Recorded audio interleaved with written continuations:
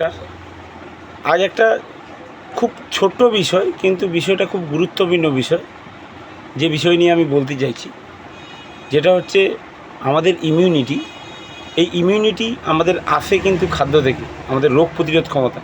এই রোগ প্রতিরোধ ক্ষমতা খাদ্য থেকে আসে। আর আমাদের মেন খাদ্য যেখানে হজম হয়, গ্যাস্ট্রো ইনস্ট্যান্টাইন ট্র্যাক, যেটা আমাদের এখান থেকে শুরু একদম শেষ অবধি।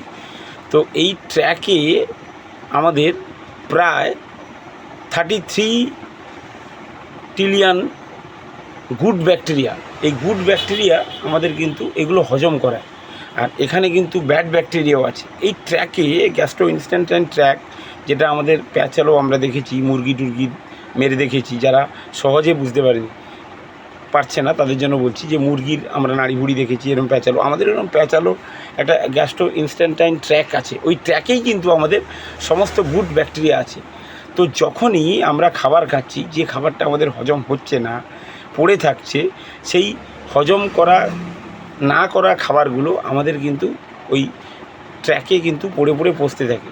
আর যখনই ওগুলো পচতে থাকে, তখনই কিন্তু আমাদের যে এই যে গ্যাস্ট্রো ইনস্ট্যান্টাইন ট্র্যাকে যে আমাদের দেয়ালে দুদিকের, এই যে ধরুন আমি একটা পাইপ দেখালাম, ধরুন আমি একটা ছবি এঁকেই দেখাই, এরম করে আমাদের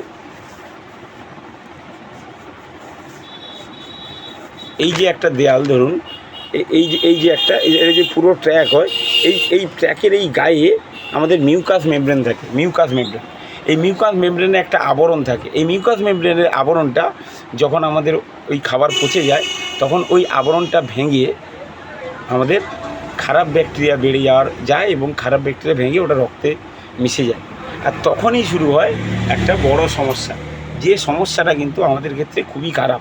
কি হয় তখন? কিন্তু হয় আমাদের এই যে রক্তে যখন আমাদের খারাপ ব্যাকটেরিয়া চলে যাচ্ছে, কারণ অপকারী ব্যাকটেরিয়া আমাদের শরীরে আছে। আমি আগের দিন বলছিলাম, অপকারী ব্যাকটেরিয়া সবসময় নিচে থাকে, উপকারী ব্যাকটেরিয়া উপরে থাকে।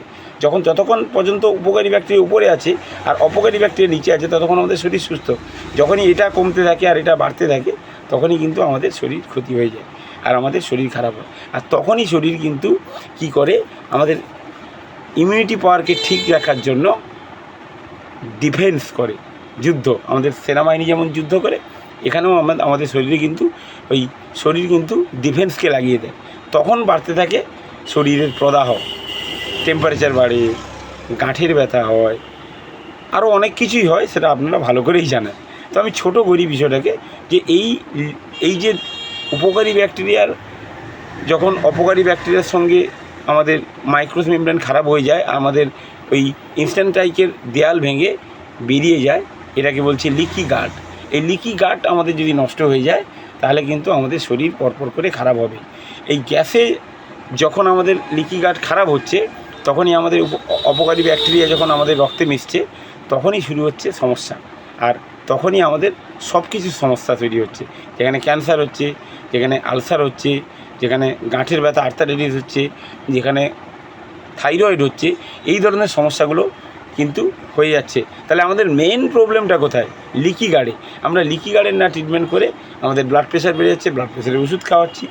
তাহলে আমাদের সমস্যা যেখানে, সেখানেই তো ঠিক করলে টোটাল ব্যাপারটা মিটে যায়। তাহলে এই সমস্যা ঠিক করতে হলে কিন্তু আপনাকে কাঁচা খেতে হবে।